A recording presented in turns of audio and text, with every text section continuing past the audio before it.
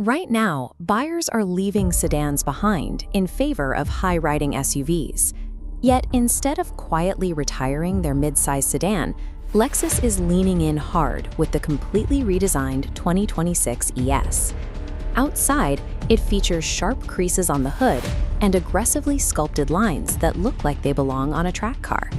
But underneath that striking sheet metal, the mechanics prioritize soft, isolating comfort over agility.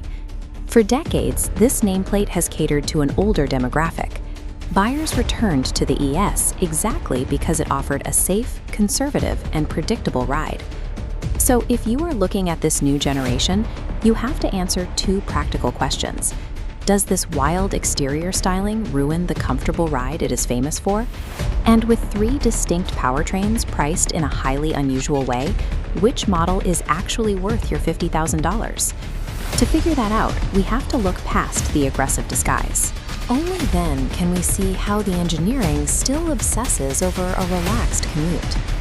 Lexus has aggressively narrowed its sedan lineup from 5 models down to just 2. With flagship models like the LS being phased out, a massive gap has opened at the top of the brand's hierarchy. The engineers address this by stretching the new ES, making it roughly 7 inches longer than the model it replaces. They made this specific choice largely to cater to the global market, especially China, where expansive rear seat legroom is a high priority for luxury buyers.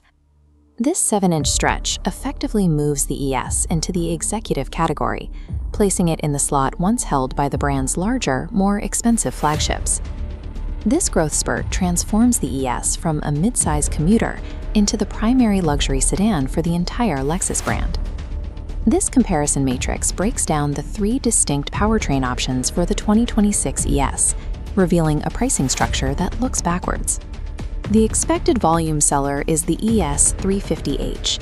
For about $50,000, this traditional hybrid delivers an excellent 44 to 46 miles per gallon and total freedom from charging stations. But under heavy acceleration, the 4-cylinder engine struggles. It only produces about 250 horsepower, and the audible strain inside the cabin breaks the otherwise quiet luxury illusion. Then you have the base electric model, the ES 350e. In a strange twist, it starts around $48,000, making it $2,000 cheaper than the hybrid. For that lower upfront price, you still get a very respectable driving range of over 300 miles on a full charge. However, it remains a front-wheel drive platform, capping out at 220 horsepower, which severely limits its dynamic capability on winding roads. Your initial choice forces a strict compromise. You either pay a premium for the convenience of pumping gas, or you take a $2,000 discount to go fully electric, knowing neither setup will push you back in your seat. Now let's look at the top tier. The fully electric ES 500e starts at roughly $51,000, barely $1,000 more than the slow hybrid. For that slim margin, you gain standard all-wheel drive, 340 horsepower, and a 0 to 60 time in the low 5-second range. The trade-off for that extra speed is your battery life. Your estimated range drops from over 300 miles down to 276. Despite impressive acceleration, the chassis hasn't changed. The steering remains over-assisted, and the body rolls noticeably if you carry speed into a tight curve. While the 500e delivers impressive straight-line value, it remains a heavy, comfort-focused cruiser for the highway. Moving inside, Lexus heavily modernized the cabin. The traditional gear lever and chunky physical buttons are completely gone. They integrated almost everything into a massive central infotainment screen, including frequently used settings like your heated seats and fan speed.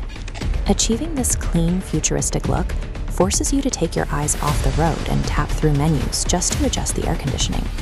They also replace standard steering wheel switches with haptic touchpads, and the trim buttons on the dashboard digitally vanish into flat plastic the moment you turn the car off. The most noticeable interior change, however, is the seating posture. The front seats are engineered to position you noticeably higher than in past models.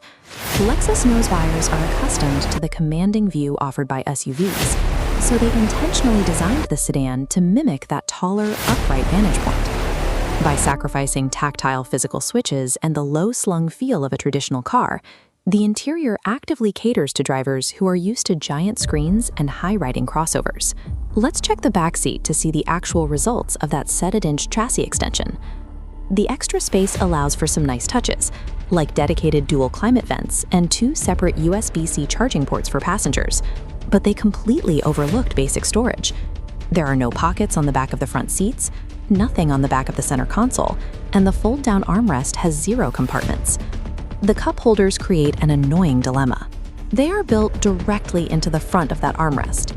If you fold it down for your drinks, you lose the middle seat. If you fold it up for a 5th passenger, the people in back have nowhere to put their coffee.